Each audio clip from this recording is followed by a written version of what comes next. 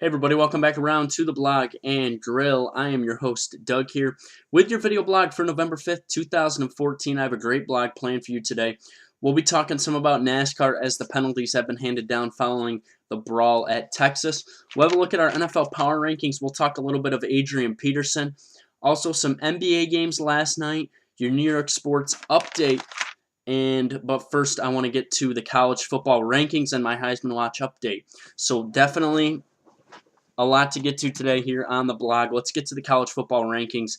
They were released last night, the second one, and they're really starting to take shape and show us what the committee is going to be weighing.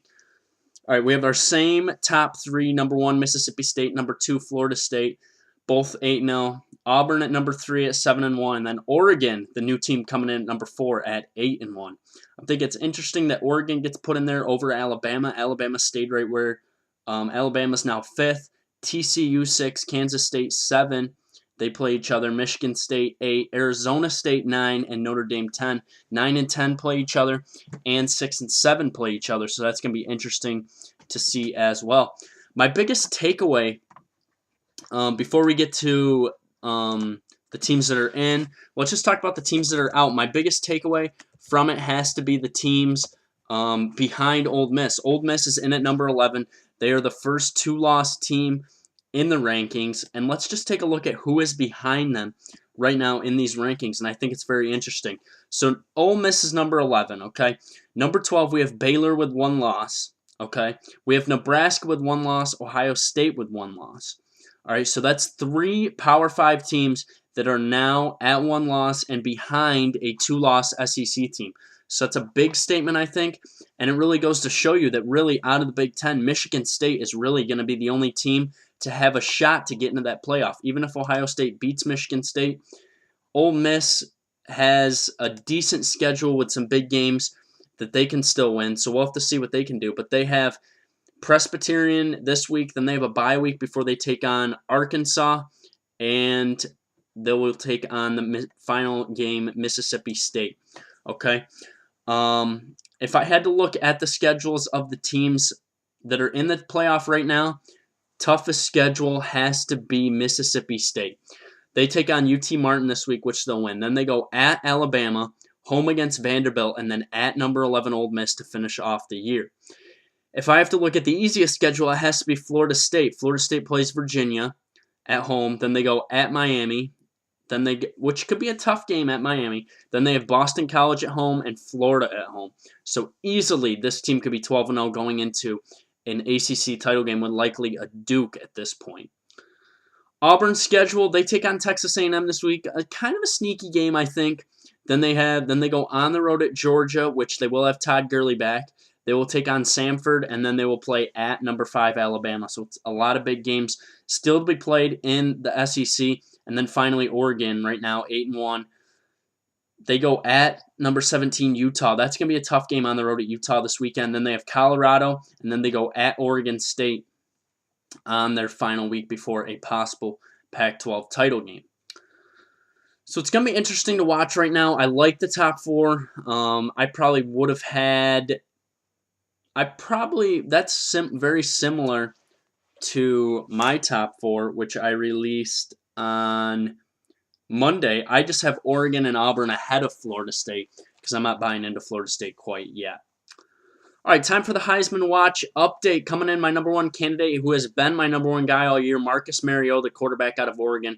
68% completions, 26 touchdowns, 2 picks, 7 rushing touchdowns. My number 2 guy is Dak Prescott. Lower completion percentage, but he's run the ball more. He's ran for 725 yards and 10 touchdowns, 16 touchdowns through the air, and 7 picks.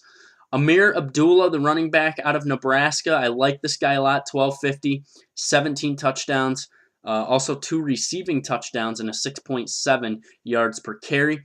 And then Melvin Gordon, 1296, 18 touchdowns, 7.5 a carry. And he also has 1 touchdown catch. I think right now it's Mariota and Prescott, and one of these 2 guys will win the Heisman.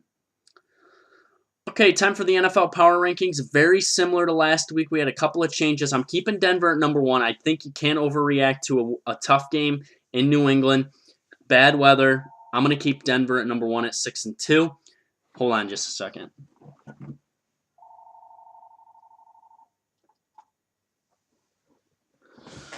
All right, sorry about that. I'm back here. Denver's number 1 on my power rankings at 6-2. I like their passing game still. I like their weapons.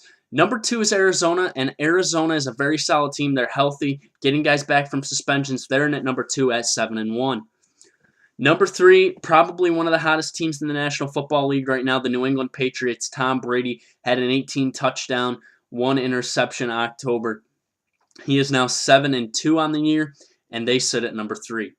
Number 4, and the reason this team hasn't dropped a lot, is Dallas, 6-3. They're going to get Romo back after the bye, likely, and they're going to be okay. I still think this team can win that division, and we'll see what happens.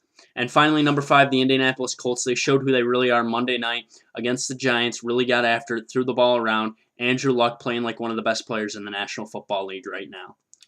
So that's my power rankings: Denver, Arizona, New England, Dallas, and Indy.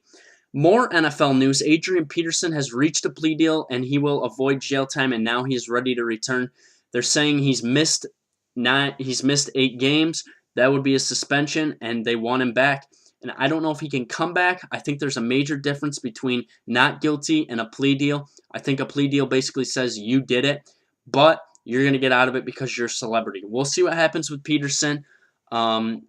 Right now, the NFL is dealing with the whole Ray Rice plea right now, or appeal. So we'll see what they do with that. But Adrian Peterson, the guy could be back in the league, and this team's at 4-5 right now. With Adrian Peterson, they could still make a run at a possible playoff spot. Fallout from the NASCAR penalties. Rick Hendrick has had 3 guys suspended for 6 races and fined $25,000, and 1 guy suspended for 3 races and fined $10,000. And also the crew chiefs, Alan Gustafson of Jeff Gordon and Kenny Francis, were both fined $50,000. No suspensions for the drivers. I'm not surprised. No fines at all.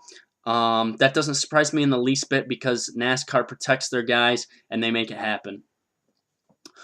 All right, just some quick NBA scores. Last night, the Lakers fall to 0-5 as they lose to the Phoenix Suns. Kobe Bryant, though, 39 points and 9 rebounds. He took 37 shots. He was 14 of 37 from the field. Just a bad night. Lakers are 0-5. They could be one of the worst teams in the NBA right now. Another team that didn't play well, the Cleveland Cavaliers, are now 1-2 as they lose to the Trailblazers 101-82. LeBron James, just 11 points. A tough night for him shooting.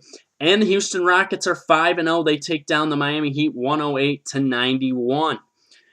New York sports update. Knicks blow a 5-point halftime lead as they lose 98-83. Carmelo Anthony, 18 points and 7 turnovers. Tonight, the Knicks are at Detroit, who is 0-3. Former Yankee Alfonso Soriano has decided to hang up his cleats at age 38. A .270 lifetime hitter with 412 home runs.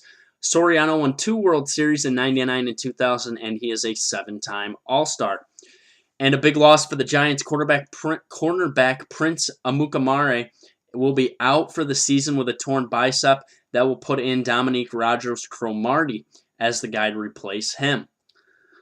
Just a quick thing, if you get a chance, go on Grantland.com and check out Bill Simmons' column on Brady and Manning from last week. It's a very interesting column. Read it, enjoy it. Friday we'll be back. We'll do football picks. We'll also talk NASCAR at Phoenix as the chase heats up before the final week. New York sports update as well. Check me out on sportsmindednews.com. You can also follow me on Twitter at YankeeBaller415. That is YankeeBaller415. Comment, question, subscribe to my page. Thanks for tuning in to the blog, Andrew. I will be back on Friday. Have a good rest of the week.